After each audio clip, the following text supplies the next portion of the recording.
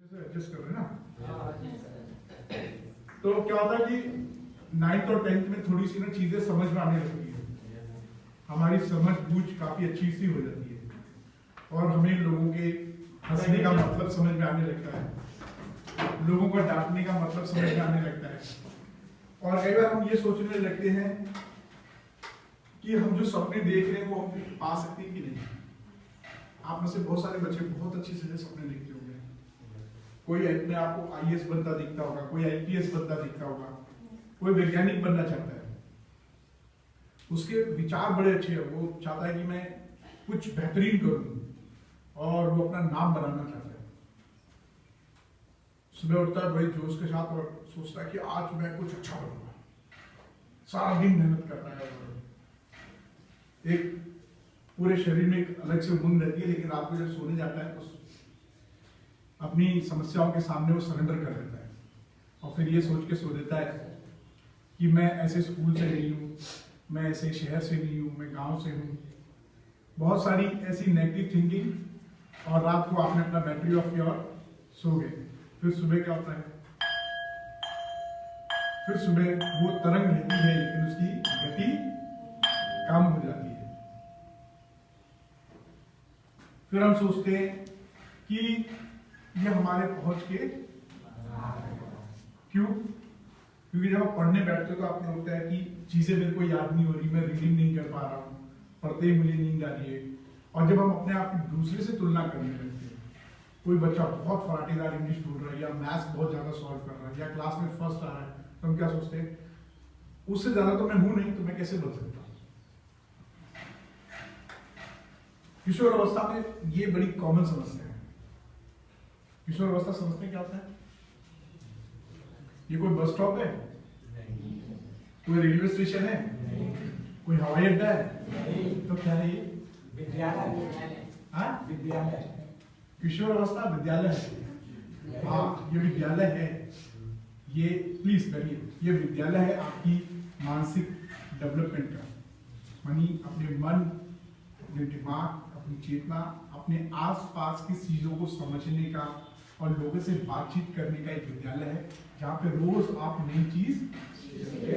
Very good, ये विद्यालय विद्या का ही आलय है। ये किशोर अवस्था जिंदगी का एक पड़ाव है। ये पड़ाव आता है 9 साल से 19 साल के बीच। कब आता है? वेरी गुड, ये जीवन की एक अवस्था है। शिशु बाल के बाद क्या आता है? किशोर अवस्था। और ये किशोर अवस्था, जैसे हमारे दोस्त ने बोला, ये एक विद्यालय है जहाँ पे हम अपने व्यक्तित्व का निर्माण करते हैं, अपने व्यवहार का निर्माण करते हैं, अपनी समझ और बूझ को बढ़ाते हैं, अपनी भावनाओं और विचारों को सीखते हैं और यहीं पे हम अच्छे और बुरे को अपनाते हैं। आपको पता चल गया 9 से 19 साल क्या है? किशोर अवस्था। ये क्या है? जीवन की एक अवस्था है। ये स्थायी है कि अस्थायी? क्या है? आप स्थायी और अस्थायी समझते हो? क्या ये जिंदगी भर रहेगी? जब आप छोटे थे तो बड़े होने का सपना देखे, बड़ों की कॉपी करते थे, बड़ों जैसा पहनते थे।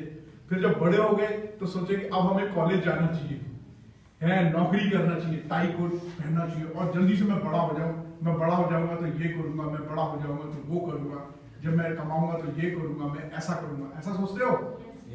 आप समय से पहले भागते हो कि समय के पीछे जाते हो?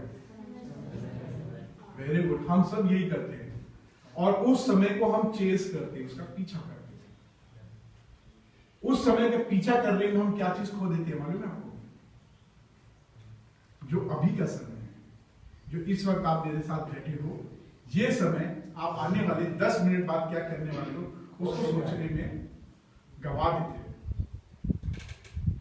10 मिनट बाद क्या करने वाले हो या 1 घंटे बाद घर भागना है और बहुत सारे प्लान होंगे आपके पास में, इतने सारे प्लान। स्कूल का ये बेहतरीन समय छोड़कर भागना है। कहाँ भाग के जाना है? खाना, भूख लगी है, नींद आ रही है, सोना है, या फिर ट्यूशन जाना होगा या क्रिकेट खेलना होगा, लड़कियों के पास में अलग से कोई प्रोग्राम होगा, कुछ अच्छा से व्यंजन बनाने होंगे, कुछ नया सीखना होगा। लेकिन क्या वो मेरी जिंदगी में इंपॉर्टेंट है? आज नहीं कल हम प्राकृतिक रूप से बड़े हो जाएंगे। शिशु से बाल और बाल से किशोर और किशोर से युवा समय हम पहुंच जाएंगे, ये प्राकृतिक है। लेकिन जो विचार और भावना और जो व्यवहार हम बनाते हैं वो अप्राकृतिक है। वो हम अपनी समझ और बूझ और एनवायरमेंट, उन शब्दों के साथ जो हम रोज पढ़ते हैं, सुनते हैं, देखते हैं, महसूस करते हैं, उनमें एक खास तरह के भावना और विचार भर के अपने दिमाग में डालते हैं और उसी के अनुसार हम क्या करते हैं, व्यवहार क्या करते हैं, व्यवहार। Very good. तो दोस्तों ये कुछ सवाल है जिनके साथ हम रोज रूबरू होते हैं। क्या होते हैं? रोज हम इसके साथ में लड़ते हैं। और जो मैंने पहले बताया कि हमारी जो हमने सोच बना रखी है, वहां पे जाके उस बटन को स्विच ऑफ करके डेली उसको एक ढक्कन में बंद करके और अपनी यादों की कफन में दफना के सो जाते हैं। तो क्या जिंदगी में हम इसलिए बने हैं? क्या ऊपर वाले ने हमें ऐसे भेजा है? नहीं। इन चीजों को मैं आगे आने वाले 1 घंटे के वर्कशॉप में कोशिश करूंगा 1 घंटे के भीतर ये कार्यशाला समाप्त कर दे। इस बीच में हम कुछ मनोवैज्ञानिक यानी मन और दिमाग को एकाग्र कैसे किया जाए और अपनी जिंदगी में एक लक्ष्य और आत्म छवि, ये जो छवि मेरी आप देख रहे हो, जो आप अपने बारे में सोचते हो, जो अपने बारे में आपने अपने गुणों का एक लिस्ट बना रखा होगा कि मैं हंसता हूं, मैं बोलता हूं, मैं खूबसूरत हूं, मेरे में इतनी क्षमताएं हैं। इस गुण की लिस्ट मैं अपने हिसाब से कैसे बनाऊं और ऊपर वाले ने जो मकसद से मुझे भेजा है और जो मैं बनना चाहता हूं, उन दोनों को जोड़ते हुए जिंदगी में सबसे आगे कैसे निकलूं। क्योंकि साधन केवल एक मात्र चीज नहीं है जो हमें सक्सेस दे। साधनों का उपयोग करना एक अलग कला है, राइट? तो इसके ऊपर भी हम डिस्कस करेंगे। तो ये कुछ प्रश्न जो अक्सर किशोरावस्था में रहता है, इनको मनोवैज्ञानिक तरीके से, दिमागी तौर से कैसे हल किया जाए, इसके ऊपर हम बात करेंगे। तो उससे पहले सबसे पहले तो यहाँ के प्रबंधक, प्राचार्य, टीचर्स और आप सबका मैं धन्यवाद करता हूँ कि आप लोगों ने अपना कीमती समय जो कि वापस नहीं आएगा, वो कहाँ दिया, मेरे साथ दिया। तो इसके लिए मैं धन्यवाद करता हूँ। और साथ में मेरे साथ जो टीम है, जो मेरी टीम है, क्योंकि मैं अकेला काम तो करता नहीं, कहीं ना कहीं से मुझे बैकअप है, तो उन सब के मैं आपका इंट्रोडक्शन करा देता हूँ। लेकिन उससे पहले मैं चौहान सर, जो आपके बीच में एक्स टीचर हैं, और उनके वजह से हम लोग ये प्रोग्राम्स कर पा रहे हैं, क्योंकि इस एरिया में उन्होंने इससे पहले वाले स्कूल और आप तक इन्होंने ही मेरे परिचय कराया। तो मैं चाहूंगा कि एक बार इनका इंट्रोडक्शन हो जाए। तो एडॉल्सेंट को हिंदी में किशोरावस्था बोलते हैं, राइट? और ये 9 से 19 साल है। तो ये किशोरावस्था शिक्षा कार्यक्रम है, कार्यशाला है, और इसको सपोर्ट करते हैं Indian school psychology association Uttar Pradesh. जब ये देश के बाहर जाती है तो इंटरनेशनल स्कूल साइकोलॉजिकल एसोसिएशन बन जाती है। इनको सपोर्ट करते हैं community medicine department, Shri Durga ji medical college, Chandeshwar, और इनके साथ में Anika educational and health welfare trust Azamgarh, ये मेरी संस्था है, मैं इसका प्रेसिडेंट हूँ, और विकल्प health education research foundation trust. तो हमारे को गाइडलाइन देते हैं, प्रमुख वक्ता है प्रोफेसर डॉक्टर राजेंद्र सिंह राजपूत जी, ये श्री दुर्गा जी मेडिकल कॉलेज में प्रिंसिपल हैं, और साथ ही साथ इंस्पा उत्तर प्रदेश के प्रेसिडेंट है, कम्युनिटी मेडिसिन डिपार्टमेंट के ये हेड है, और दुर्गा जी मेडिकल कॉलेज के और विकल्प के ये प्राचार्य हैं। विकल्प के प्रेसिडेंट है और श्री दुर्गा जी के ये प्रिंसिपल है। साथ में डॉक्टर राजेश तिवारी जी, ये एसोसिएट प्रोफेसर है, ये किशोर अवस्था में जो स्वास्थ्य संबंधित बीमारी है उसके बारे में बताते हैं। डॉक्टर पूजा पांडे, ये महिलाओं, जो किशोर अवस्था में महिलाएं होती हैं, उनके बारे में बताते हैं, इनकी क्लिनिक है आजमगढ़ में। डीपी पांडे जी हैं, ये सलाहकार है महिला एवं बाल अपराध के, और इनको आप जानिए राकेश कुमार पांडे, यानी मैं खुद, और मैं काउंसलिंग साइकोलॉजिस्ट हूँ। एक सेकंड,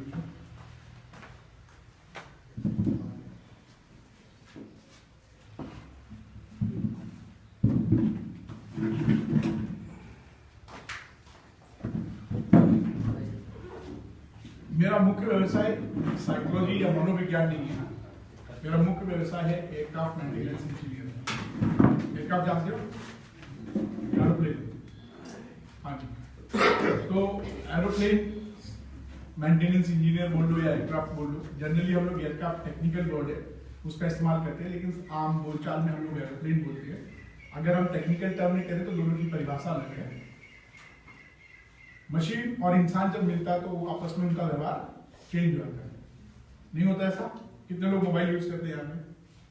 आप जब मोबाइल यूज करते हैं तो आपका व्यवहार क्या नॉर्मल रहता है? आप बहुत हाइपर हो जाते हैं। तो जब मशीन मिलता है और इंसान मिलता है तो उनके व्यवहार में परस्पर चेंज होता है।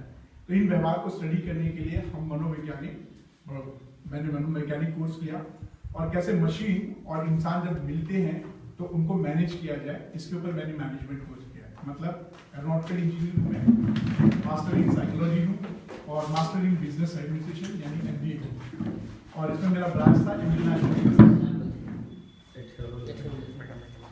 पिछले कुछ महीनों से मैं देश के बाहर था, लेकिन 3-4 महीने पहले मैं इंडिया आया, भारत आया, और यहाँ पे आके तेलंगाना में मैंने काम किया। तेलंगाना जानते हो ना?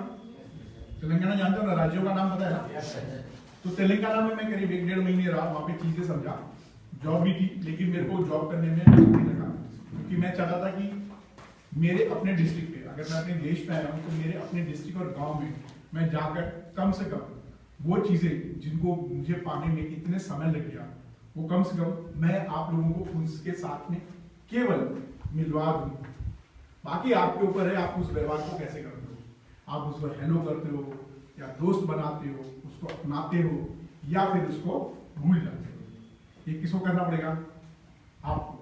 तो जो मनोवैज्ञानिक मैं टेक्निक बता रहा हूं, ऐसा नहीं है कि मैं आज बता के चला जाऊंगा और आप इसको ले लोगे। क्यों? क्योंकि आप किशोर अवस्था में हो और आपकी समझ बूझ आप पहले से बहुत बेटर है। आपके पास पहले से कई सूचनाएं हैं जो अच्छी भी हैं और बुरी भी हैं, लेकिन जब जिंदगी के पड़ाव में आप आगे बढ़ेंगे, चुनौतियां आएंगी, संघर्ष आएगा, परेशानियां आएंगी, तब क्या होगा? आपको शायद ये मदद करे कि आप उन चुनौतियों और उन परेशानियों को आसानी से हैंडल कर सको। तो क्या चुनौतियां और परेशानियां आना बंद हो जाएंगी? नहीं। समस्याएं कभी खत्म नहीं होती है, समस्याएं हमेशा ही रहती है। स्वास्थ्य से रिलेटेड, संबंधों से, परस्पर व्यवहार पे, आप खुद के अंदर आपका अपना दिमाग आपको कभी कभी तकलीफ देता है। जैसे शरीर बीमार होता है वैसे दिमाग भी कभी कभी बीमार होता है। तो ये जो एक्सरसाइजेस मैं आपको बताऊंगा, ये आपको वहां हेल्प करेगा। तो जरूरी नहीं है कि हर बात के लिए मैं अपने आप को दोषी ठहराऊं, राइट? क्योंकि बारिश हमारे हाथ में है क्या? नहीं है ना। लेकिन मैनेजमेंट मेरे हाथ में है कि बारिश हो तो मेरे पास ऑप्शन है। पहला, या तो बारिश खत्म होने का इंतजार करूं, या फिर मैं किसी ऐसे साधन का इस्तेमाल करूं जो मेरी बारिश से रक्षा कर सके। साधन कुछ भी हो सकता है। छाता अगर है तत्कालीन, या फिर बोरी फोल्ड करके लेके जा सकते हो, या फिर आपके पास हजारों 101 टेक्निक है कि आप अपना काम बिना रोके कर सकते हो, है ना? तो बारिश क्या होगी? आपकी समस्या, परेशानियां, चुनौतियां जो इस वक्त आप कर रहे हो। स्कूल आने के लिए क्या आपको कोई बड़ी सी लाल रंग की बस या फिर आपके मम्मी पापा एक बड़ी सी गाड़ी में 4 नौकर बेटा स्कूल जाओ शाम को मिलेगी, ऐसा हुआ क्या? आपने घर का काम खत्म किया, खाना पीना बनाया या खाया, खेत में काम किया और यहां तक पहुंचे। यहां जब आए तो ये कीमती समय का इस्तेमाल मैं कैसे करूं? ये किस पे डिपेंड करता है? किस पे? वेरी गुड, मेरे पे। तो दोस्तों, मैं आप सभी का इस किशोर अवस्था कार्यशाला में स्वागत करता हूं। आपके प्रबंधक, principal sir, teachers, Chauhan sir और मेरी सारी टीम, और इन सभी के ऊपर आप सभी के लिए मैं चाहूंगा कि आप अपने लिए और इन सभी के लिए जोरदार ताली मार के कार्यशाला।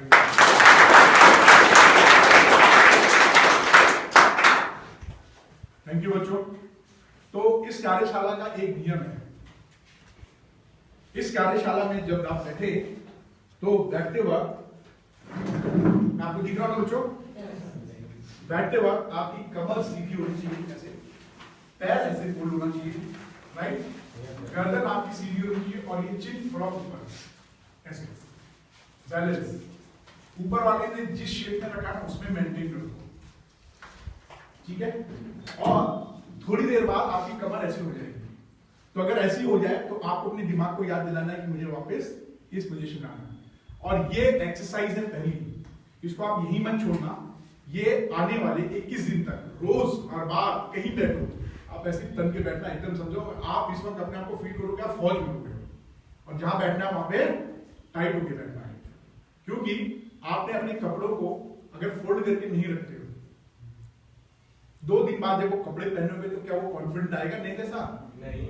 लेकिन अगर उस कपड़े को आपने जैसा खरीदा था वैसे इस्त्री करके प्रेस करके दोबारा पहनोगे तो जो आत्मविश्वास रहेगा कितना अच्छा रहता है ना।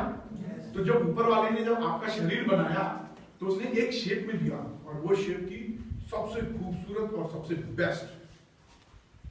जैसे आप अपने शर्ट की तय करते हो, ऊपर वाले ने आपको जिम्मेदारी दी है कि इस शरीर से जिससे मुझे सारा काम लेना है उसको ऊपर वाले के हिसाब से ही रखा जाए जैसा उसने भेजा है, क्योंकि ये आपको सुनने की शक्ति देगा, देखने का बराबर, क्यों बैलेंस रहेगा तो सुनाई देगा, देखने में मदद करेगा और दिमाग आपका स्टेबल रहेगा। क्योंकि जब शरीर बढ़ता है, किशोरावस्था में क्या होता है, अचानक शरीर बढ़ जाता है तो आपके अंदर के अंग भी उसी औसत के हिसाब से बढ़ते हैं। तो ये 2 चीजें जब मिलती हैं तभी आपकी भावना उत्पन्न होती है। क्या होती है? भावना समझ में आता है आपको? हंसना, रोना, चिड़चिड़ाना, राइट। जो व्यवहार आप करते हो, यानी चिल्लाते हो, गुस्से में चीख निकालते हो, दुखी होते हो तो क्या होता है, रोते हो, घृणा होती है, कभी कभी जलन होती है, ची ची ची करते हो, है ना। कभी बहुत खुश होगे, कभी बहुत दुखी होगे, कभी करुणा का सागर होगा, सब लुटा दोगे, और कभी कभी उसी के साथ में बहुत ही गुस्सा भी होगा, और इसी के साथ तनाव आएगा, घबराहट होगी, कभी कभी तो आवाजें भी सुनाई देंगी, खुद से बातें भी करोगे, सपने भी देखोगे। ये सब भावनाएं हैं। क्या है? हाँ। और ये कैसे आती हैं? ये आती हैं आपके दिमाग की वजह से। ये जो दिमाग है ये भौतिक चीज है, इसको हम देख सकते हैं एमआरआई, एक्सरे के थ्रू, और भी कई तरीके हैं। इसके दिमाग में इलेक्ट्रोड डाल के हम अपने पैटर्न्स को देख सकते हैं। पैटर्न समझ में आता है? जैसे आप कब हंसते हो, कब रोते हो, कब आपकी दिमागी क्रिया होती है। ये भौतिक है, जो इस हड्डी के नीचे एक मांस का ऐसे लोटा है और वो एक लिक्विड में तैर रहा है। इसलिए मैंने कहा जब हम ये सीधी रखते हैं तो वो बैलेंस रहेगा, तो उसके 12 के 12 कमरे खुले रहेंगे। आप अच्छी चीजें सुनोगे, अच्छा देखोगे, अच्छी सांस लोगे और अच्छा महसूस करोगे। जैसे ये क्रम बिगड़ता है तो क्या होगा, थकान, नींद आना, सपने देखना, डिस्ट्रक्शन, ये सब होने लगता है। तो दिमाग का काम है कि हम चीजों को कैसे देखते हैं, कैसे समझते हैं, कैसे सुनते हैं, उन सारी सूचनाओं को एकत्र करना, और फिर उसमें आपके पहले से सीखे हुए जिस चीज को आपने पहले से लर्न किया है। कब लर्न किया है?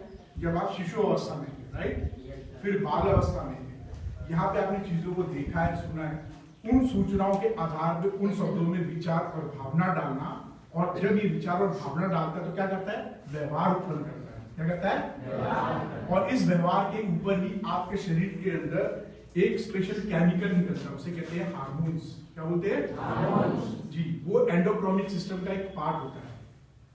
वो हार्मोन्स हमारी ग्रंथियों से निकलता है, बोलते हैं ग्लैंड्स, और वो हार्मोन होते हैं केमिकल, जो आपकी खून की धाराएं, आर्टरीज इसके अंदर है ना, इसमें जाके मिल जाती है, और जब मिलती है तो क्या होता है, ये आपके बॉडी के अंदर जो भौतिक क्रियाएं हैं, जैसे सांस लेना, दिल का धड़कना, बॉडी का तापमान, और क्या क्या चीजें हो गई, रक्त जल्दी जल्दी बहना, फिर और भी क्रियाएं होती है, जैसे कोई लोग डर के नाते टॉयलेट हो जाना या बेहोश हो जाना जब वो ओवर स्ट्रेस हो जाता है। तो जो सबसे पहली चीज होती है वो होती है सांस बदल जाती है, दिल की धड़कन बढ़ जाती है, और क्या होता है, तापमान शरीर का बदलने लगता है। पसीना उसीना उसका बाय प्रोडक्ट्स है। ये 3 चीजें हमारे उस केमिकल की वजह से आती हैं और वो होता है हमारी व्यवहार, भावना। और ये कौन कंट्रोल करता है? दिमाग। अब जो हमारा मन है वो क्या है? मन जो दिमाग जैसी भावना उत्पन्न करता है उसके बारे में वो हमें महसूस कराता है। जैसे जब आप खुश होते हो तो कैसे महसूस होता है? एक अजीब सी पूरे बॉडी में गर्माहट सी आती है, तरंग सी उठती है, कई बार तो रोंगटे भी खड़े हो जाते हैं खुशी के नारे, आश्चर्य से होते हैं। नींद भाग जाती है, तब नींद नहीं आती है। अगर आपको 2 बजे भी अगर मनपसंद काम हो तो नींद भाग जाएगी, फिर तो सुबह तक। लेकिन अगर मनपसंद ना हो तो 8 बजे नींद आ जाएगी, है ना? तो मन जो है उसे हम छू नहीं सकते, ना उसे किसी मशीन से देखा जा सकता है, उसे केवल महसूस किया जा सकता है। क्या किया जाता है? Very good. जब दिमाग जिसे हम छू सकते हैं, मन जिसे महसूस कर सकते हैं, जब ये दोनों मिलकर किसी चीज का बार बार अभ्यास करते हैं, क्या करते हैं? अभ्यास। जैसे कि मैंने अभी क्या बोला, 21 दिन तक क्या करना है? कमर सीधी करके बैठना है। दिमाग लॉजिक लगाएगा लेकिन मन लॉजिक नहीं लगाएगा, इसीलिए सारी बदमाशियां करते हो। और क्या करते हो? चाट खाना पसंद है, टीवी देखना पसंद है, मनोरंजन की चीजें। मन बोलता है, मन के सामने सरेंडर कर देता है, लेकिन दिमाग क्या बोलेगा कि चलो बेटा अभी तो मात्र में एग्जाम है, पढ़ लो। अरे कर लेंगे ना, तो मन उसको समझाता है। यानी आपका मन क्या आपको सुनाई देगा मन की बात? नहीं, वो कौन सुनता है आपका? आप फील करते हो, एहसास करते हो, और दिमाग उसी के हिसाब से आपकी क्रियाएं करता है। आपके ये तीनों क्रियाएं जो मैंने बताई। तो ओवर थिंकिंग करते हो तो तनाव बढ़ेगा। तो किसी चीज का अगर आप बार बार बार बार, चाहे वो कल्पना के रूप में हो या सोच के रूप में हो, या फिर आप भौतिक रूप से अभ्यास करते हो।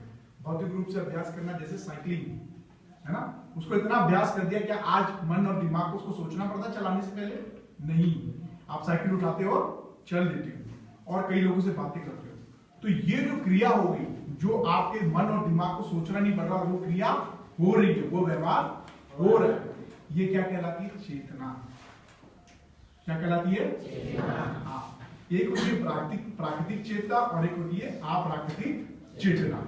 तो भावना और विचार जो शब्दों के साथ आता है वो अप्राकृतिक है। वो क्या है? Very good. वो हम जन्म लेने के बाद सीखते हैं, ये भाषा हम सीखते हैं, उठने बैठने की क्रिया हम सीखते हैं, सुनने और प्रश्न करने का हम सीखते हैं, नेतृत्व का भाव सीखते हैं, और दूसरों को ब्लेम करने का काम हम, समय का सदुपयोग सीखते हैं कि अपने आप मिलता है? समय का सदुपयोग सीखते हो कि प्राकृतिक या अप्राकृतिक है? हाँ नहीं, समय का सदुपयोग आप सीखते हैं, वो कोई पैदा होकर सीखता नहीं है। समय का सदुपयोग मैं क्यों बोला? किशोर अवस्था में केवल और केवल हम पॉजिटिव थिंकिंग और अच्छी आदतों पे बात करेंगे, क्योंकि ये जो 3 चीज बोली है, दिमाग, मन और चेतना, ये तीनों चीज परस्पर इतने ही कनेक्टेड है जितना अभ्यास से आती है। और दिमाग क्या करता है? वो चीजों को अपनी 5 इंद्रियों से इंफॉर्मेशन ले रहा है। तो जब ये इंफॉर्मेशन ले रहा है तो क्यों ना हम इसको इस तरीके से ट्रेन करें कि ये मेरी मनपसंद चीजों को ही ले, यानी रीप्रोग्राम। क्योंकि इस वक्त अगर आप कहीं खो गए हो या बैठे बैठे टेढ़े हो रहे हो, ये आपकी गलती नहीं है, क्योंकि आपने लंबे समय यही अभ्यास किया है कि बॉडी ऐसे हो जाए। जैसे आप सांस ले रहे हो, कई लोग जल्दी जल्दी सांस लेते हैं, है ना? आप लोग खाते भी अलग अलग तरीके से हो, देखते भी अलग अलग हो। क्यों? आप लोग साइकिल क्या एक जैसे चलाते हो? एक ही स्टाइल में? कोई झुक के चलाएगा, कोई खड़े पे चलाएगा, कोई डर के चलाएगा, लेकिन चलाओगे, अपनी पर्सनालिटी है ना। ऐसे ही चीजों को देखने का और समझने का एक व्यक्तिगत तरीका है, और समय भी बहुत व्यक्तिगत है। क्या है? Very good. समय क्या है? यह काल्पनिक है और व्यक्तिगत है, और दिमाग इसका इस्तेमाल अपने हिसाब से करता है। जब आप किसी चीज पे कंसंट्रेट करते हो या ध्यान लगाते हो तो समय धीरे हो जाता है, लेकिन जब किसी चीज में डूब जाते हो तो समय क्या हो जाता है? जल्दी जाता है, वेरी गुड। तो ये समय क्या हो गया? व्यक्तिगत। तो समय का प्रबंधन कैसे करें? दिमाग को कैसे बताएं कि समय का प्रबंधन करना है? तो दिमाग को यह हमें बताना है कि मैं समय के लिए जिम्मेदार हूं। अगर जैसे ही मैं अपने दिमाग को बोलता हूं कि मैं समय के लिए जिम्मेदार हूं, तो वो अपनी जिम्मेदारी समझेगा। क्योंकि दिमाग की पहली विशेषता क्या है? वो कैसे एक वक्त में अच्छी चीज देखेगा, एक वक्त में अच्छी चीजें सुनेगा, अच्छी चीज बोलेगा, अच्छी चीजें महसूस करेगा। आप लोग महसूस करते हो ना, थपथपाने और छूने में फर्क जानते हो ना? और कोई थपथपाए और घूसा मारे पीठ में या जोर से मारे तो समझ में आता है कि नहीं? मीनिंग बदल जाता है ना? होता है कि नहीं होता है? ये कैसे होता है? ये दिमाग का एक खास सूचना से आता है। क्या इसकी परिभाषा है? है क्या कोई परिभाषा? न्यूटन्स की जितनी भी लॉ है उनकी परिभाषा है, उसको हम पढ़ सकते हैं, लेकिन इसकी परिभाषा अपना व्यक्तिगत है। किसी का पैर छूओगे तो लाठी मारेंगे तो आप बोलोगे आशीर्वाद है, और वही लाठी दोस्त मारेगा तो क्या बोलोगे? आप उनका कपाट तोड़ देंगे। ये क्या होगा? व्यक्तिगत सूचना हो। तो समय क्या है? व्यक्तिगत। तो समय का प्रबंधन में पहला नियम ये बोलता है कि वो काम जो मेरे अलावा मेरे से बेहतर कोई नहीं कर सकता, वो काम हमें सबसे पहले।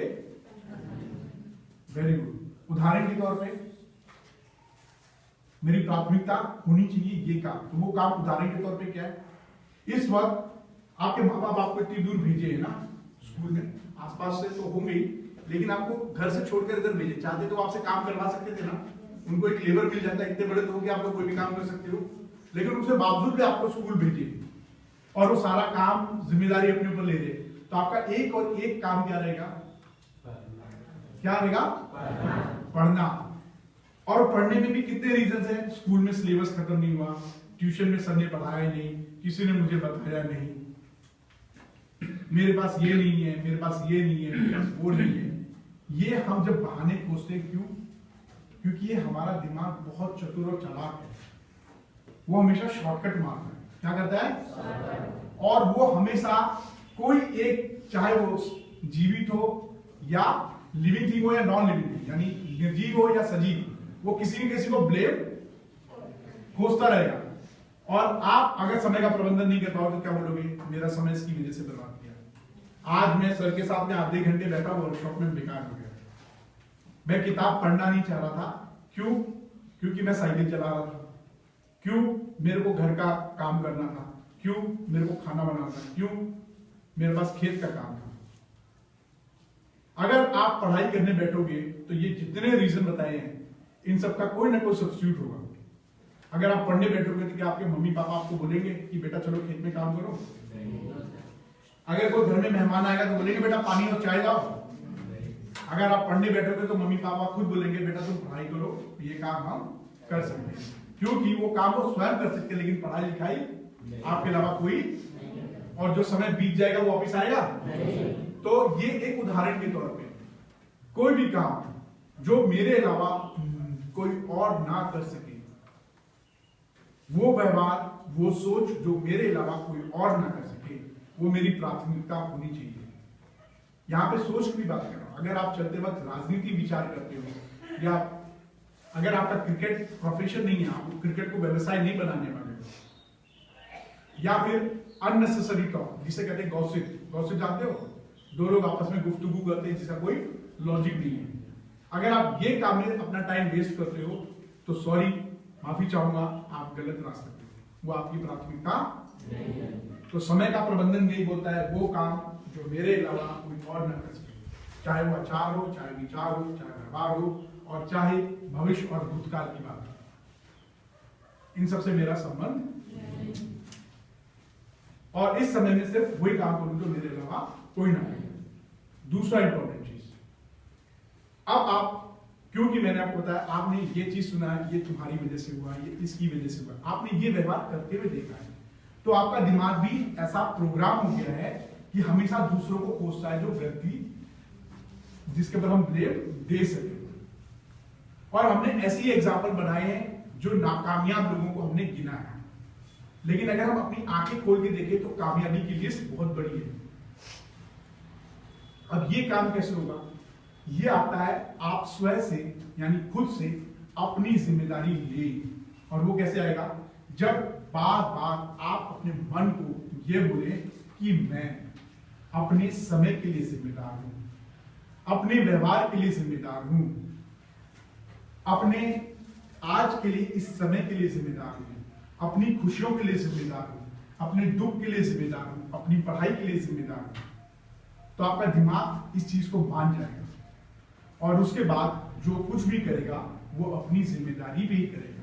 और आप देखेंगे कि आप जो भी कर रहे हो वो बेहतरीन करते जाओगे। लेकिन शर्त है यहाँ पे, क्योंकि दिमाग एक वक्त में दो काम नहीं करता, वो अच्छे और बुरे का फर्क नहीं जानता।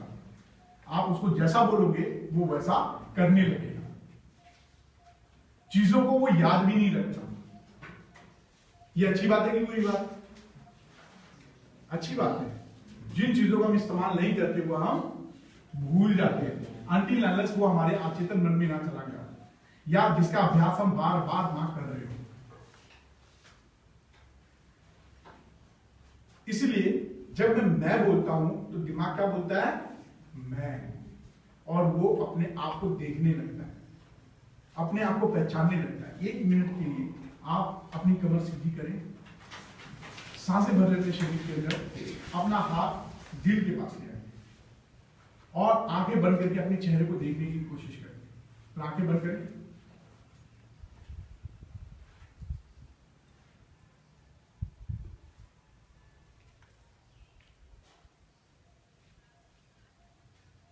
अब मुझे बताएं कितने लोगों को अपना चेहरा नजर आया? और चेहरे में अगर जिसको अपना चेहरा नजर आया तो किस रूप में नजर आया? आपने लाल शर्ट पहनी, क्या लाल शर्ट में आपका दिल धड़कता हुआ नजर आया? अगर किसी बच्चे ने देखा होगा तो उसने देखा होगा या तो साइकिल पे है या फिर वो कुछ बनते हुए, जिस पिक्चर को उसने बहुत पसंद आया होगा वो पिक्चर नजर आया। लेकिन वो तब जब उसने बड़े ध्यान से अपनी फोटो को देखा होगा। हमने आज तक अपने आप को ठीक से देखा ही नहीं, अपने नाम को इज्जत से लिया ही नहीं। अगर मैं अपना नाम इज्जत से नहीं लूंगा तो क्या मैं मेरे जिम्मेदारी वो लेगा? मैंने क्या बोला? वो काम जो मेरे से बेहतर कोई ना कर सके। वो क्या है? अपनी खुद की तारीफ, अपने बारे में अच्छा बोलना। क्योंकि बुरा बोलने का काम समाज में कई लोगों को ऊपर वाले ने दिया। आपका काम क्या है? अपने लिए अच्छा बोलना, अच्छा सोचना और अपने चेहरे को ध्यान से देखना। क्योंकि ये जो चेहरा और ये शरीर है, ये हमें ऊपर वाले ने बड़ी मुश्किल से दी, हमें आसानी से मिल गई। इसका मतलब ये नहीं क्योंकि हमें इसके साथ रहने की आदत हो गई। जब हम कोई नई चीज लेते हैं तो बड़े संभाल के रखते हैं, साफ सुथरा करके रखते हैं। लेकिन जब पुरानी हो जाती है तो धूल मिट्टी बैठती है, चला जाएगा। तो ये शरीर के साथ रहते हुए आपको आदत हो गई है, इसीलिए आप इसको इतना केयर नहीं करते। लेकिन जब ये हॉस्पिटल में जाता है तो पूरा घर बार बिक जाता है। जब कामयाबी नहीं मिलती है और गलत रास्तों पे चल जाते हैं तो क्या होता है? सपने टूटते हुए नजर आते हैं। और उस टाइम क्या होता है? समय, पैसा और आपका शरीर सब खत्म हो रहा है। तो क्यों ना हम ऐसी आदत विकसित करें जहां पे हम सिर्फ अच्छा खाएं, अच्छी तरह सोएं और जितना दिन मिला है, कितना दिन मिला है? अगर आप 6 से 8 घंटे सोते हो तो एवरेज कितने घंटे मिलते हैं आपको? 16 घंटे। ये पूरे 16 घंटे में इस तरीके से मेहनत करूं कि रोज हर वक्त मैं बेहतरी की तरफ जाऊं। वो कैसे आएगा? जब आपकी सारी इंद्रियां केवल और केवल आपके मकसद के लिए और सारी कायनात आपके मकसद की तरफ ले जाने के लिए प्रोग्राम हो जाए। क्या हो जाए? प्रोग्राम समझते हो ना? कंप्यूटर में प्रोग्रामिंग करते हैं ना, उसमें वायरस ना आ जाए या फिर कोई और चीज ना आए, जो मैं बोलूं वही करे। अगर मैं ए टाइप करूं तो ए ही करे, है ना? इस प्रोग्राम को करने के लिए पहले अपने आप को खुद पहचानना पड़ेगा और वो आएगा आप अपने मन में, चाहे तो मौखिक रूप से रिपीट करें या फिर आंखें बंद कर अपने आप को रियलाइज करें। मैं अपने समय के लिए जिम्मेदार हूं, मैं अपने व्यवहार के लिए जिम्मेदार हूं, मैं अपनी खुशियों के लिए रिस्पॉन्सिबल हूं, मैं अपने आज आने वाले कल और बीते हुए कल के लिए जिम्मेदार हूँ। मैं अपनी पढ़ाई के लिए जिम्मेदार हूँ। मैं जो पढ़ता हूँ उसको याद रखने के लिए मैं जिम्मेदार हूँ। मैं अपनी हर भावनाओं के लिए जिम्मेदार हूँ। और अगर कल मैं कुछ बनता हूँ उसके लिए भी मैं, अब नहीं बनता हूँ तो मैं जिम्मेदार हूँ। तो ये एक्सरसाइज करें, करोगे? पक्का? एक लंबी सांस ले लो, कमर सीधी करो, तभी ना फील आएगा। अंदर से फील करना है, फील करना है, कुछ बनते हुए देखना है। ठीक है, चलो बोलो। मैं बड़े धीरे बोल रहे हैं, बकरे नहीं हो और बकरियां भी नहीं, आप लोग इंसान हो और इंसान अच्छी आवाज में बोल सकता है। अभी किसी को बोलते खेत से बुलाना तो कैसे बुलाओगे? कोसों दूर रहेगा तो भी बुला लोगे। अगर मनपसंद जिलेबी मांगनी होगी तो मांग लोगे। तो यहाँ पे बोलो मैं। आपके दिमाग तक आवाज आनी चाहिए। बोलो मैं अपने समय के लिए जिम्मेदार हूँ, अपने व्यवहार के लिए जिम्मेदार हूँ, अपनी खुशियों के लिए जिम्मेदार हूँ, अपने दुख के लिए जिम्मेदार हूँ, अपने आज और कल के लिए जिम्मेदार हूँ, अपनी पढ़ाई के लिए जिम्मेदार हूँ। वेरी गुड, आप सभी बहुत अच्छे बच्चे हो। जब आप इसको बार बार रिपीट करोगे तो आपका मन मान लेगा कि मैं सही हूं और मुझे क्या करना और क्या नहीं करना वो उसी वक्त एक सीमा बना देगा, राइट? और सारी कायनात लग जाएगी मैं को ये बताने के लिए कि आपको कहां जाना और कहां नहीं जाना। जितनी भी बुरी आदतें हैं वो अपने आप चली जाएंगी। क्यों? क्योंकि दिमाग का काम क्या है? भूल जाना। जिस चीज को आप करते नहीं है, जिसका अभ्यास नहीं करते, जिसके बारे में नहीं सोचते, वो अपने आप निकल जाएगा। शर्त यह है कि मैं भूल कर भी अपने साथ कोई गलत चीज ना हो, ना अपने लिए ना। Very good. तो ये एक एक्सरसाइज है जिसे कहते हैं मैं, और इसका अभ्यास कितने दिन तक करना है? तो इस 21 दिन में संडे मंडे ट्यूसडे आता है क्या? हाँ, मोबाइल रिचार्ज में आता है क्या? 28 दिन में 28 दिन खत्म तो मोबाइल रिचार्ज। ऐसे ही जब कोई अभ्यास करें तो मनोवैज्ञानिक तरीके से बोलते हैं अगर किसी चीज का हम 21 दिन तक बिना रुके नियमित समय पे करते हैं तो वो हमारी आदत बन जाती है, और इतनी आदत बन जाती है कि वो हमें पता भी नहीं चलता। और जब पता नहीं चलता तो दिमाग और मन दूसरी जगह फोकस करने लगता है और वो सहज हो जाता है। क्या हो जाता है? हाँ, जैसे भी आप साइकिल चलाते हो, राइट? तो क्या अब आपको पहले की तरफ ब्रेक देखना पड़ता है या टायर या फिर कंसंट्रेट करना पड़ता है? नहीं, आप कहीं पे भी ब्रेक मार सकते हो और कितना भी पेडल, हाँ, और साथ में 2-4 लोगों से बातें कर सकते हो। इतना अभ्यास कर लियो कि अब उसके बारे में सोचना नहीं पड़ता। लेकिन पहले दिन साइकिल की हाइट देख के चक्कर आई होगी, 2-4 गिरे भी होंगे, और कई बार तो बैठने के बाद उतरना भी भूल जाते होंगे कि उतरना कैसे है, और चढ़ने के लिए फिर कोई ऊंची जगह देखते थे या फिर किसी को बोलते थे पीछे पकड़ लो। तो क्या करना पड़ता है? क्या इतना अभ्यास है कि आप एक्सपर्ट हो गए। तो ये हो गया अपनी छवि बनाने का तरीका। दूसरा कि अब हमारा दिमाग हमारे लक्ष्यों की तरफ कैसे फोकस करे। हमारा लक्ष्य क्या है? आप लोग 9th और 10th में हो, राइट? अभी आपके पास में जो भी होगा वो एक रैंडम या जनरलाइज होगा। रैंडम मतलब कि रोज आप कुछ बनते होंगे और रोज कुछ नहीं बनते होंगे। कभी पिक्चर देख ली सरफरोश तो आईपीएस बनना है, अनिल कपूर देख लिए तो एडवोकेट बनना है, ठीक? और कोई अच्छा टीचर बहुत पढ़ाता है और आप उससे ज्यादा प्रेरित हो गए, जैसे आपने राधा कृष्णन के बारे में पढ़ लिया और आपको लगा कि ये तो वाइस प्रेसिडेंट है और बहुत बढ़िया टीचर थे और हमें इनके जैसा टीचर बनना है, तो आप क्या टीचर बनने का सोचोगे। फिर अगले दिन अब्दुल कलाम जी के बारे में पढ़ोगे, फिर जब पढ़ोगे उनकी जीवनी के बारे में तो आपको लगेगा नहीं मुझे भी वैज्ञानिक। फिर अगले दिन देखोगे अरे वाह क्या शॉट मारा, और आपने जीवनी पढ़ ली सचिन तेंदुलकर की तो क्या बनोगे? तेंदुलकर। लड़कियों ने मैरी कॉम देख लिया तो हमें क्या बनना है? तो एक दिन में कितने भाव आए आपके? बहुत सारे, और महीने भर में तो अनगिनत, साल भर के अंदर आप बहुत कुछ बनते हो। लेकिन यहाँ पे एक चीज आप करते हो अच्छी चीज, उन सबको जब आप देखते हो उनसे छोटी छोटी छोटी अच्छी अच्छी चीजें आपकी लाइफ में ऐड होता है। क्या होता है? जैसे बोलचाल करने का, खड़े होने का, व्यवहार करने का, और ये जो छोटी छोटी आदतें हम इन सब से सीखते हैं, ये इन सब का निचोड़ बनकर हमें एक व्यक्तित्व के रूप में आता है। तो मतलब जो चीज भी अच्छी मिले वहां से हमें ले लेनी चाहिए।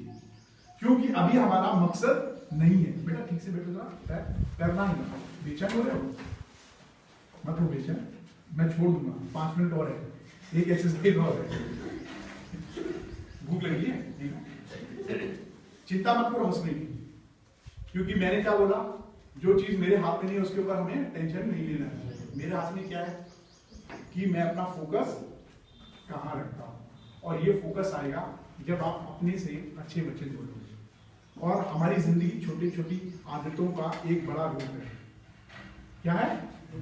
तो अच्छी आदतें कैसे सीखें, अच्छी चीजें कैसे देखें, अच्छे सुने, इसके लिए आता है अफर्मेशन। क्या आता है? जो मैंने आपको एक एक्सरसाइज बनाया, मैं, ये भी एक अफर्मेशन है, एक ऐसा कथन जो मैं अपने दिमाग को बार बार बार बार कंफर्म करके बोलता हूं, दृढ़ता से बोलता हूं, और दिमाग उसको मान लेता है। क्यों? मैंने क्या बताया आपको, दिमाग भूल जाता है, एक वक्त में 2 काम नहीं करता, अच्छे और बुरे में फर्क नहीं जानता, और क्या करता है वो, उसके पास कोई तर्क संगत व्यक्तित्व नहीं है, वो आपसे बिल्कुल बहस नहीं करेगा। अगर आपने बोला बुरा तो वो बुरा ही सोचेगा, आपकी बॉडी की अंदर की जो केमिकल की क्रिया है वो बदल जाएगी। राइट? तो इसी तरीके से आपके सामने एक फियर आता है, वो है एग्जाम का।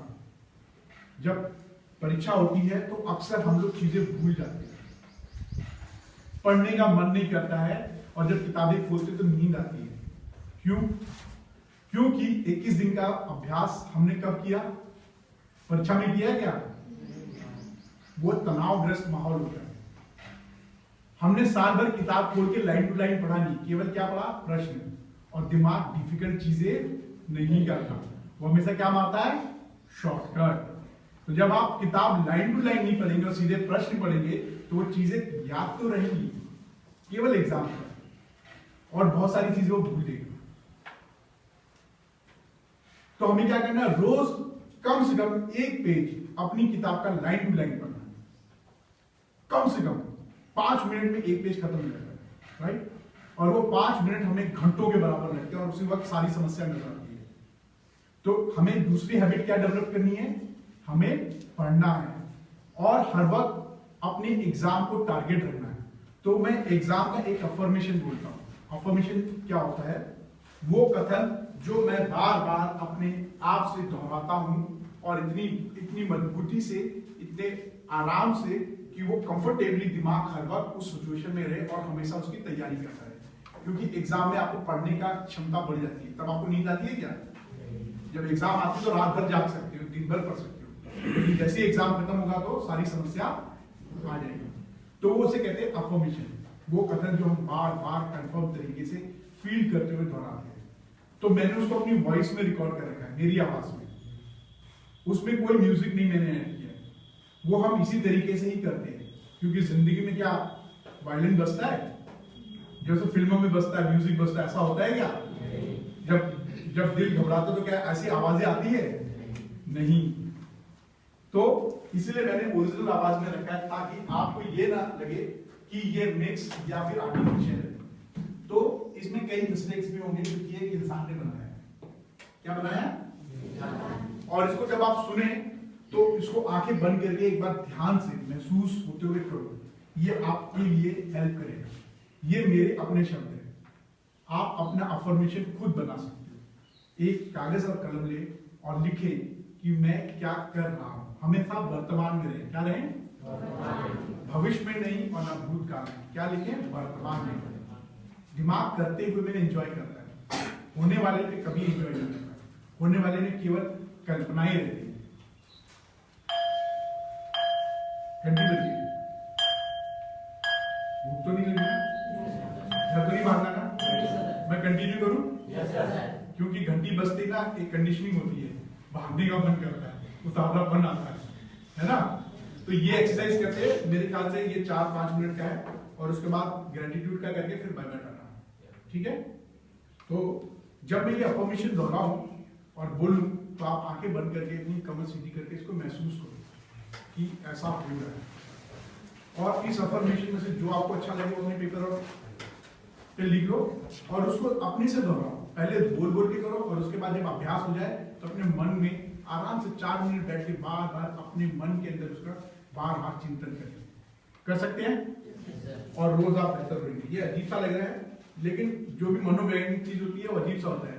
क्योंकि जब साइकिल सीख रहे थे तब भी अजीब लग रहा था ना, इतनी बड़ी साइकिल और मैं छोटा सा, है ना, और उसकी गति भी महसूस कर रहे थे। तो ये बदलाव आपको महसूस होगा जब आप इसको कितने दिन करोगे? 21 दिन। हाँ, तो मैं ये एग्जाम वाला कर रहा हूँ, बताइएगा आवाज सही होगा तो ठीक है ना। तो कमर सीधी रखें और हो सके तो आंखें बंद करके इसको महसूस करें मेरे शब्दों को। ये मेरी अपनी आवाज में, आप अपनी आवाज में खुद अपने आप से दोहरा सकते हैं, ठीक है। प्लीज शांति से, पैर बराबर।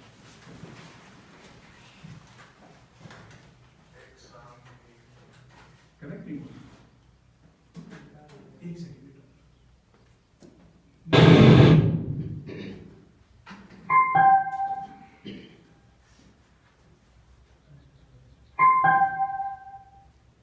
ये बहुत तेज हो जाएगा, एक सेकेंड।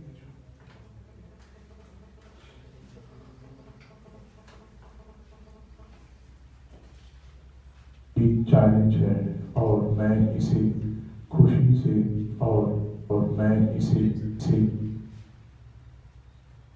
मैं रिस्टार्ट कर रहा हूँ, आप लोग इसको फील करें, आंखें बंद करें, कमर सीधी रखें।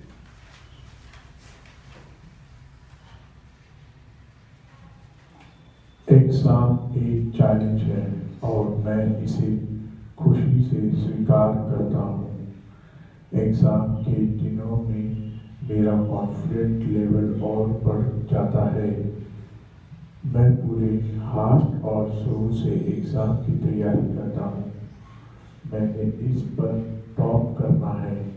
एग्जाम के दिनों में मैं और भी एक्टिव हो जाता हूँ। एग्जाम के दिनों में मैं अपनी 100% कंसंट्रेशन पढ़ाई में ही लगाता हूँ। पढ़ाई और मनोरंजन में मैं बैलेंस बनाना मुझे अच्छा आता है। मैं फुल एंजॉयमेंट के साथ तैयारी करता हूँ। एग्जाम का नाम सुनने से ही मेरे अंदर बड़ी खुशी होती है। एग्जाम मतलब पढ़ाई और मस्ती टुगेदर होती है। Exam means beautiful chance to show my capability. Exam में मेरा हौसला और मेरी पावर कई गुना बढ़ जाती है। एग्जाम का हल्का सा डर ये साबित करता है कि मेरे पास एग्जाम के लिए एक्स्ट्रा एनर्जी है। अपनी मेहनत से मैं हर सब्जेक्ट को आसान बना सकता हूँ। मैथ्स मेरा फेवरेट सब्जेक्ट है। साइंस पढ़ने में तो मुझे बहुत बड़ा मजा आता है। हिस्ट्री की डेट्स तो मेरी टिप्स पर रहती है। मैं बेसिक कॉन्सेप्ट मेरा पूरा विश्वास रखता हूँ। मैं किसी भी थियोरेटिकल सब्जेक्ट के लिए प्रैक्टिकल नॉलेज जरूर जोड़ता हूँ। किसी भी टॉपिक को पढ़ते हुए मेरे दिमाग में उसकी पूरी मेंटल प्रैक्टिस बन जाती है। मेरी रीडिंग स्पीड बहुत फास्ट है।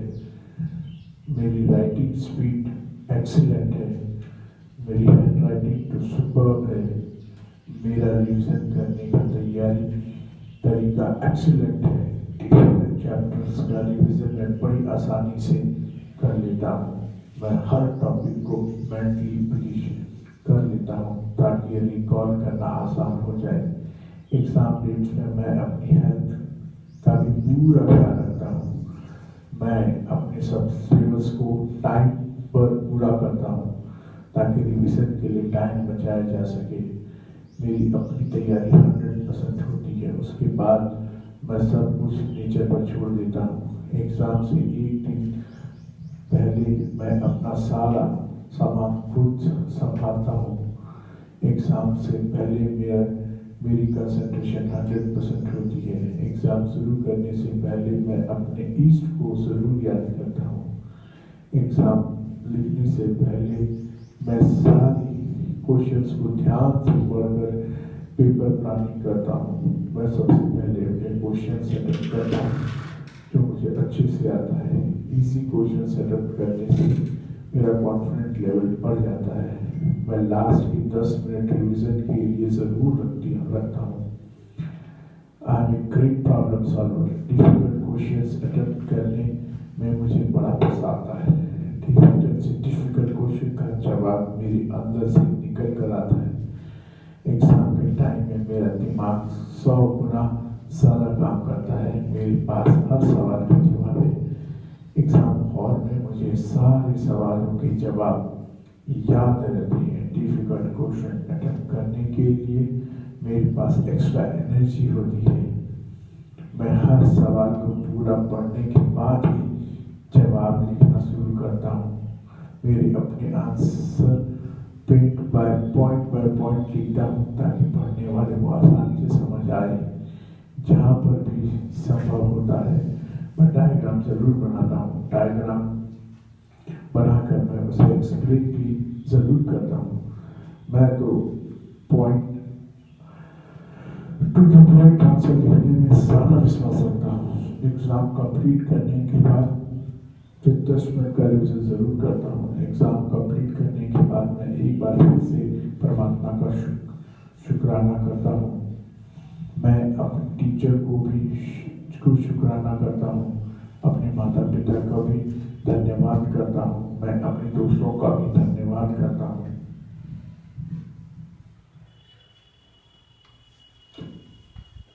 ये टाइम स्लो हो गया था, 4 मिनट बड़े लग रहे थे ना, है ना?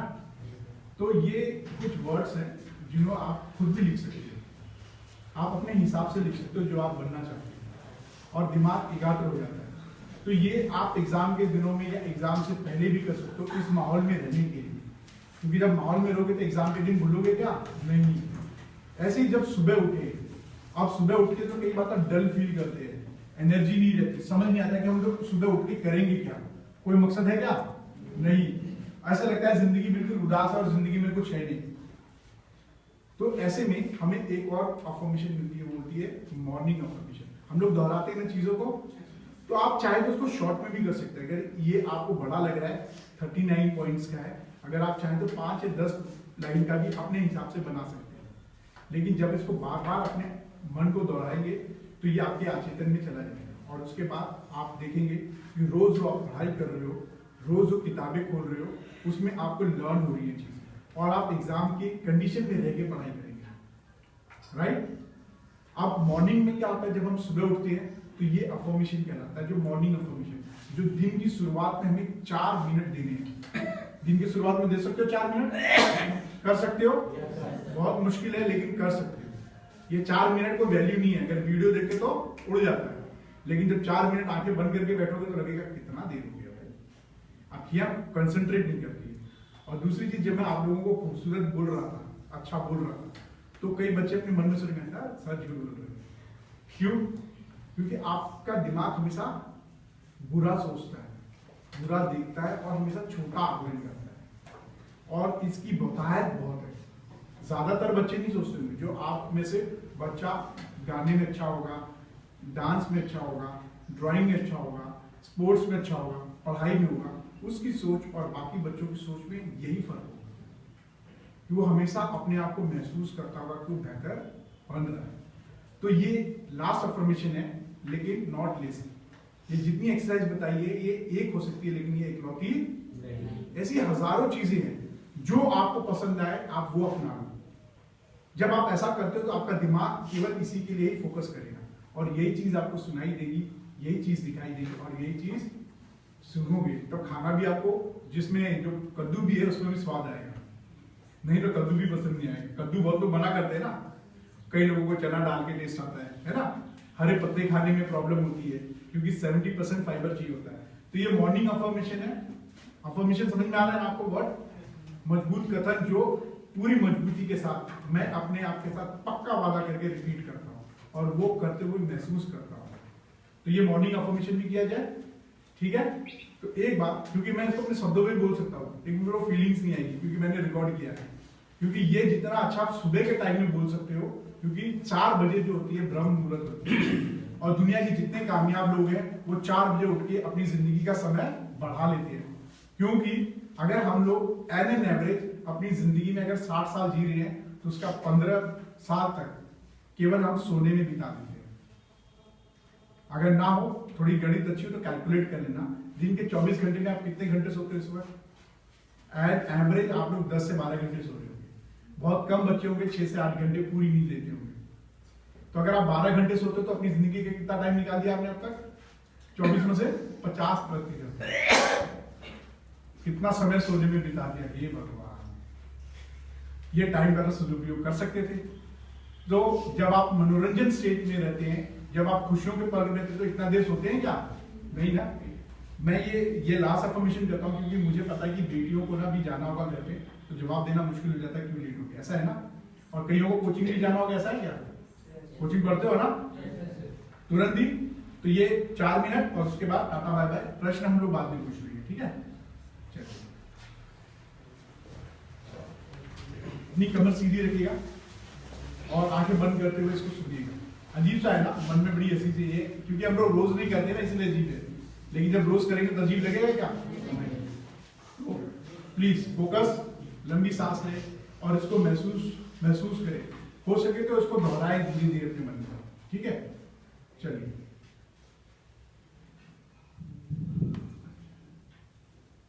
रोज सुबह जब मैं कुछ अच्छा सुनता हूँ, अच्छा देखता हूँ और अच्छा सुनता हूँ तो मेरा पूरा दिन अच्छा होने की संभावना बहुत बढ़ जाती है।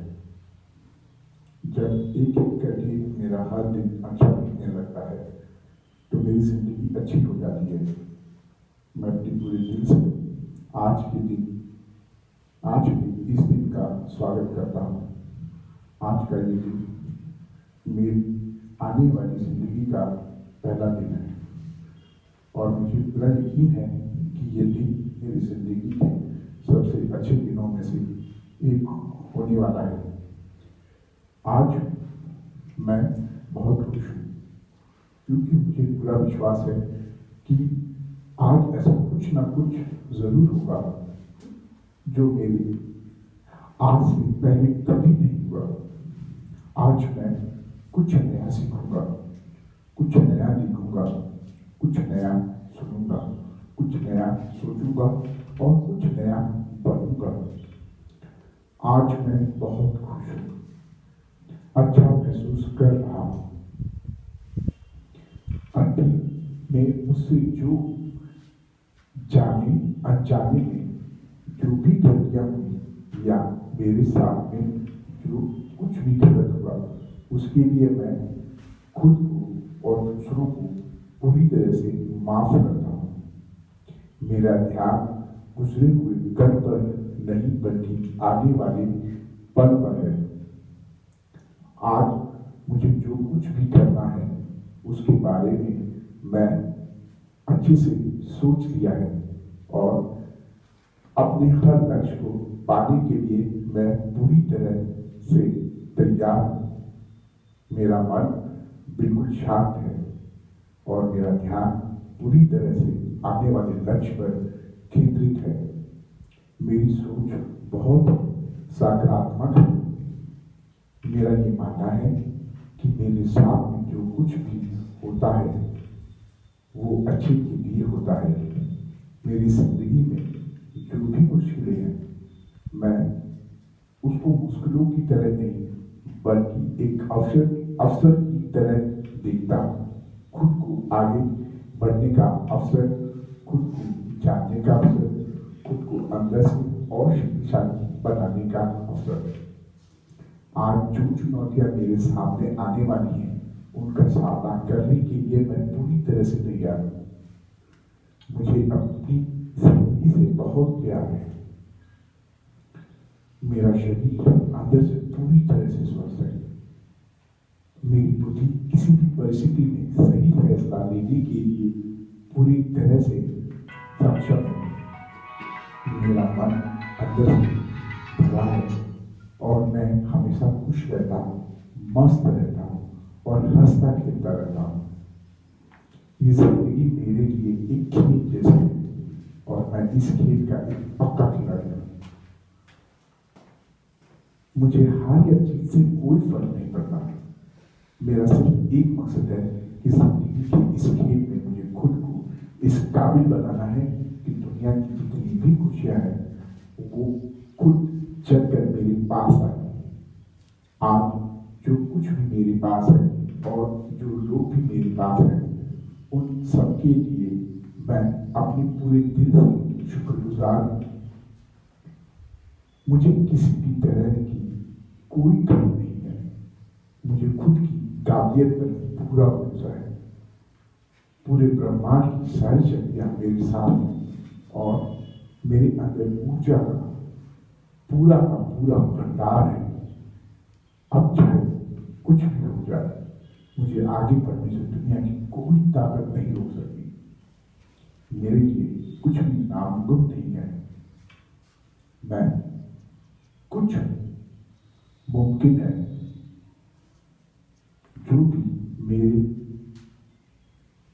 जो भी मैं सोचता हूँ वो सब मैं कर सकता हूँ। मैं कुछ कर सकता हूँ। मैं सब कुछ कर सकता हूँ।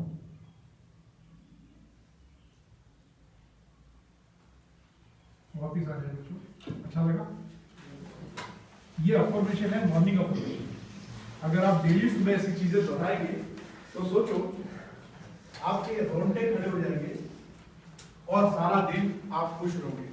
बावजूद इसके कि जब आप बाहर निकलते हो तो क्या दुनिया हमारे बस में है? नहीं है। लेकिन एक चीज हमारे हाथ में है, वो है आभार या कृतज्ञता। मैंने हर एक दोनों अफर्मेशन में हमने किसको धन्यवाद किया है? किसी ने किसी को धन्यवाद किया है जिसने हमें सहयोग किया है। तो एक हम अपना अभ्यास करें कि चाहे जीव हो चाहे निर्जीव हो, उन सबको मैं रोज हर वक्त धन्यवाद करूंगा। तो जब आप घर में जाएं तो अपने मम्मी पापा को धन्यवाद करें, भाई बहन अगर कोई मदद करते धन्यवाद करें। इस वक्त जब बेंच से उठे तो उससे भी धन्यवाद करें। अब बोलोगे सर ये तो सुनता नहीं, ये तो जो है ना, इससे रिप्लाई नहीं आएगा, ये मुझे वेलकम नहीं बोलेगा। तो ये आप भी सोचिए, क्योंकि इस धरती पे जो कुछ भी है, चाहे वो लिविंग थिंग हो या नॉन लिविंग थिंग, हर चीज का एक कंपन है, फ्रीक्वेंसी है। जब आप इस बेंच को धन्यवाद बोलोगे तो आप अपनी रिस्पेक्ट करते हो, क्योंकि आप अपनी स्वयं के अंदर के केमिकल्स यानी हार्मोन्स, धड़कन, सांसें, इन सब की रिस्पेक्ट करते हो। जब आप उसको धन्यवाद करोगे तो आप अपनी एक्चुअल में आप अपनी सेल्फ रिस्पेक्ट दे रहे हो, क्योंकि ये इंसान सबसे बेहतरीन है। ये किसी से लालच या किसी से उम्मीद नहीं करता। इस बेंच ने मुझे निस्वार्थ होकर बैठने का मौका दिया, मुझे कंफर्टेबल दिया। तो मैं ऐसे बीइंग, ऐसे गुड इंसान, एक अच्छा इंसान होने के कारण हर एक चीज को धन्यवाद करता हूँ। और कब करोगे? अभी से, इसी वक्त से। तो हम लोग धन्यवाद कैसे करेंगे, इसका एक अभ्यास मैं आपको बताता हूँ। और इसके बाद यहाँ पे छोड़ कर मत जाना, इसको लेकर जाना। और क्या करोगे? किसको बताओगे जाके? और बस मम्मी पापा है? Very good. भाई बहन दोस्त, आपको बताना नहीं है, आपको करके दिखाना है। क्या करना है? Very good. घर जाके जब मम्मी थाली दे तो धन्यवाद करो। तो मम्मी बोलेगी लगता पिक्चर देख के आए क्या बच्चे, आप दिन खराब हो गए क्या? पापा बोलेंगे कि अरे क्या हो गया मेरे बेटे को, बेटी को। आप उठोगे, चेयर को धन्यवाद करोगे, बोलेंगे अजीब सा है। लेकिन एक दिन होगा, 2 दिन होगा, तीसरे दिन बोलेंगे बच्चे की पर्सनालिटी है। ये आपकी इंटीग्रिटी बताता है कि जब दुनिया में कोई नहीं देख रहा तो उसको मेरा शरीर खुद देख रहा है। और मैं अपनी रिस्पेक्ट करता हूं, इसलिए मैं सबको धन्यवाद करता हूं। तो फिर हम लोग थैंक यू बोले, स्टार्ट करें। फिर वही कमर सीधी, तुरंत रिलैक्स हो जाते हैं, दिमाग शॉर्टकट मारता है ना। आदेश का नहीं, आपको खुद से अंदर से आदेश देना है। राइट? हम इसी की प्रैक्टिस कर रहे हैं ना। मैं कर रहा हूं, करता हूं, जाता हूं, सब वर्तमान में है ना। तो मैं सीधा बैठा हूं, बैठी हूं, ये क्या वर्तमान है ना। Very good. एक लंबी सांस लें, फिर छोड़ें और थैंक यू को महसूस करें। जब आपकी कोई जेन्युइनली मदद करता है तो खुशी के कारण आंखों से आंसू आ जाते हैं। ऐसा कभी मोमेंट आया आपके पास जब एकदम दुखी रहे और किसी ने मदद की हो तो समझ नहीं आया कि कैसे करो, रो देते हैं? ऐसा कुछ महसूस करो अपने अंदर से, क्योंकि ये सारी सृष्टि हमें बनाए रखने के लिए कोशिश करती है। ये हवा, ये धूप, ये पक्षी, ये जानवर, माँ बाप, ये बेंच, ये किताबें, ये कपड़े, ये शरीर के अंदर का सिस्टम। अगर सोचो पाचन क्रिया गड़बड़ हो जाए तो क्या होगा? ये सब बातें कर पाऊंगा मैं? कहाँ जाओगे, भागते नजर आओगे। समय नष्ट हुआ, शरीर नष्ट हुआ, पढ़ाई नष्ट हुआ। तो अगर हमारा शरीर अच्छा है, पाचन क्रिया अच्छी है, दिल की धड़कन अच्छी है, स्वास्थ्य अच्छा है, दिमाग अच्छा है, दिल का धड़कन अच्छा है, सब अपना नॉर्मल क्रिया कर रहे हैं, विचार आ रहे हैं, अच्छे विचार आ रहे हैं, हम उसके विचारों को रोकने की बात नहीं की है क्या? आने दो विचार आना क्या है? अच्छी बात है, लेकिन कौन से विचार? अच्छे विचार। हम सब अच्छे विचारों पे करेंगे, क्योंकि दिमाग का काम क्या है? सोचना। तो उसको करने दो, उसको रोकना नहीं। क्या बोलते, अरे मेरे पास विचार आ रहे, मैं कैसे रोकूं? तो मैं अपने दिल की धड़कन रोकूंगा तो अच्छा रहेगा, पाचन क्रिया रोक दूं तो अच्छा रहेगा, सब गड़बड़ हो जाएगा। तो फिर दिमाग को क्यों रोकना? उसको फ्लो करने दो। तो इसका एक तरीका है अच्छे विचार लाने का, कृतज्ञता या उदारता या थैंक यू। और ये हमें जब भी करना है जब कोई हमें नहीं देख रहा है, तब भी करना है जब हमें कोई, तो कोशिश करें, है ना? चलो कमर सीधी लंबी। सबसे पहले हम स्कूल से शुरू करते हैं, क्योंकि आप लोगों को कौन मिला है मुझे? स्कूल, फिर प्रबंधक सर, फिर प्रिंसिपल सर। तो इसी क्रम में हम लोग आगे बढ़ेंगे। Thank you school. बहुत स्लो बोल रहे हो, फील नहीं आ रहा। सोचो जब आपको कोई मदद करता है और कितने खुश होते, thank you thank you thank you करते, सब थैंक यू करता नहीं, तो ऐसे ही करना, एकदम ऐसे ही फील करो। बोलो thank you school, thank you प्रबंधक sir, thank you principal sir, thank you teachers, thank you Chauhan sir, thank you दोस्तों, thank you bag, thank you bench, thank you जमीन, thank you speaker, thank you mobile, thank you मैं, thank you आप, thank you mummy papa, thank you भाई बहन, thank you बिस्तर, thank you खाना, thank you कान, thank you आंख, thank you नाक, थैंक यू मुंह, thank you pet, thank you हाथ, और आप सभी को मेरा thank you. Thank you very much. आप रिलैक्स हो जाए आप लोग। कोई प्रश्न है किसी का? कोई प्रश्न है? नहीं है? कोई प्रश्न नहीं है? कोई बात नहीं, प्रश्न एक कला है। क्या है? ये आप प्राकृतिक है, ये प्राकृतिक नहीं है। तो ये हमें सीखनी है। क्या करनी है? सीखनी है। जिस सब्जेक्ट पे बात हो उसी सब्जेक्ट पे प्रश्न करना है। पता चला रामायण और सवाल किसके पूछे जा रहे हैं महाभारत के, तो गलत है। सब्जेक्ट रामायण नहीं होना चाहिए, और उसके लिए प्रश्न पूछने के लिए हमें सुनना पड़ता है, जो आप लोगों ने बहुत अच्छा किया, बहुत बेहतरीन आप लोगों ने सुना। लेकिन प्रश्न नहीं है क्योंकि इसका अभ्यास नहीं है, कोई दिक्कत नहीं है। अगर इसके बाद आपके दिमाग में कोई प्रश्न आता है तो आप उसे कहाँ प्रश्न पूछोगे? Adolescent education program YouTube channel है, वहां के कमेंट सेक्शन में आप प्रश्न पूछ सकते हैं, और ये वीडियो में वहां डाल दूंगा। इस वीडियो में आप लोगों की फोटो नहीं आएगी क्योंकि ये पीछे से लिया गया, राइट? और कोई लीगल इशू भी नहीं आएगा। अगर फिर भी गलती से कोई पीछे पलट के देखता है, उसकी फोटो आ जाए, और कल की डेट में आप लोग कोई सेलिब्रिटी या वैज्ञानिक बन जाते हो, बड़े लेखक बन जाते हो, या किसी कंपनी के एडिसन बन जाते हो, थॉमस एडिसन बन जाते हो ना, साइंटिस्ट भी थे और एंटरप्रेन्योर भी थे, बिजनेसमैन थे, है ना? तो मुझ पर क्लेम नहीं करना प्लीज, हाँ। और आपको कोई ऑब्जेक्शन नहीं होगा, राइट? तो मेरे अपने ही चेहरे को कर रहा हूं, और इस वीडियो रिकॉर्डिंग का केवल और केवल पर्पस इंप्रूवमेंट है, कि मैं बेहतर कर सकूं, और आप लोगों की जो कार्यशाला आगे कोई प्रश्न पूछता है तो उस पर और स्टडी करके बेहतरीन आंसर आपके हिसाब से ला सकूं। इसके अलावा एक काम और है, क्योंकि ये सेशन आपको याद नहीं रहेगा, क्यों? दिमाग अच्छी चीजें याद नहीं रखता, है ना? तो आप इस मोमेंट में वापस जाके इस वीडियो को देख सकते हो। इसके अलावा 60 के ऊपर 60 के ऊपर वीडियोस मैंने यहाँ पे डाल रखी है, और हर एक में टेक्निक अलग अलग है। तो अगर आपको लगता है कि और बेहतरीन टेक्निक चाहिए तो आप उसको भी देख सकते हो, क्योंकि एडोलसेंट सब्जेक्ट बहुत बड़ा है। इसमें स्वास्थ्य के बारे में बात होता है, इसमें रिप्रोडक्टिव सिस्टम्स के बारे में बात होता है, इसके अंदर सुसाइड के बारे में बात होता है, और इसके बाद गुणों का विकास के बारे में बात होता है। तो क्योंकि मैंने सिर्फ एक ही चीज पे काम किया है, समय कम था, आप लोगों ने इतना समय दे दिया, ठीक है? तो यहाँ पे देख सकते हैं। और एक आता है Anika educational health and welfare trust, ये फेसबुक पेज है। यहाँ पे आप व्यक्तिगत सवाल पूछ सकते हो, क्योंकि आप नहीं चाहते कि आपके सवाल पब्लिक देखे। ऐसे कोई सवाल होते हैं ना, आप नहीं चाहते कि जग जाहिर हो। तो यहाँ पे आप मुझे पर्सनल मैसेज कर सकते हैं, और मैं कोशिश करूंगा उसका रिप्लाई दूं। लेकिन ये तो दो चैनल है, इसको भी अपने साथ मत रखना, इसको भी क्या करना, शेयर करना। और दूसरी चीज, जब आपकी पॉजिटिव थिंकिंग रहेगी तो आपका YouTube या कहीं पे भी केवल पढ़ाई और पढ़ाई के बारे में ही आएगा, बुरी चीजें, और ऐसे ही दोस्त बनेंगे, ऐसा ही समाज बनेगा। मैंने इस कार्यशाला के दौरान केवल अच्छी बात और पॉजिटिव चीज के बारे में बात की, और मेरा मकसद ये है, मकसद भी होगा ना मेरा कोई, मकसद ये है कि ये ट्रेनिंग कॉर्पोरेट्स में होती है, बड़े बड़े कंपनियों में होती है। उनका पर्पस ये होता है कि कर्मचारियों की अंदर की जो क्षमता होती है उसका इस्तेमाल करके कंपनी का ज्यादा से ज्यादा मुनाफा हो, और जो मालिक की दूरदर्शिता है, जो उसका लक्ष्य है, उसके लिए वो सारे एम्प्लॉय काम करें। तो हम भी तो किसी के परिवार के हिस्सा हैं, और हम सब अपनी स्थिति से ऊपर उठना चाहते हैं। तो मेरा मकसद है कि मैं अगर उन ऑर्गेनाइजेशन की जगह पे आप बच्चों तक कुछ क्षमताएं ले आऊं जहां पे ज्यादा संभावना है। क्यों? क्योंकि आपका ब्रेन एकदम फ्रेश है, और उसमें लाखों करोड़ों जो दिमाग की सबसे छोटी न्यूरॉन्स वो बहुत ताजा है।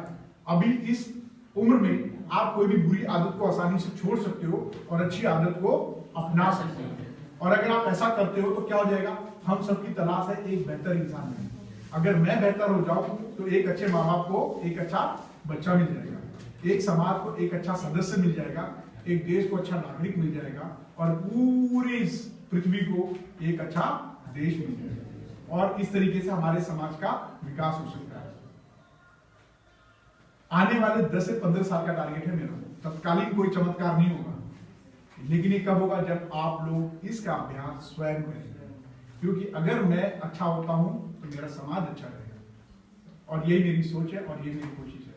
तो बच्चों, आप सभी को thank you, best of luck, और उम्मीद करता हूं कि जितनी भी एक्सरसाइज बताई है वो आप ज्यादा से ज्यादा लोगों पे शेयर करेंगे।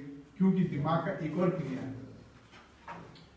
वो घटाना नहीं जानता और भाग नहीं जानता, वो सिर्फ एक ही चीज जानता है, जोड़ना और गुणा करना।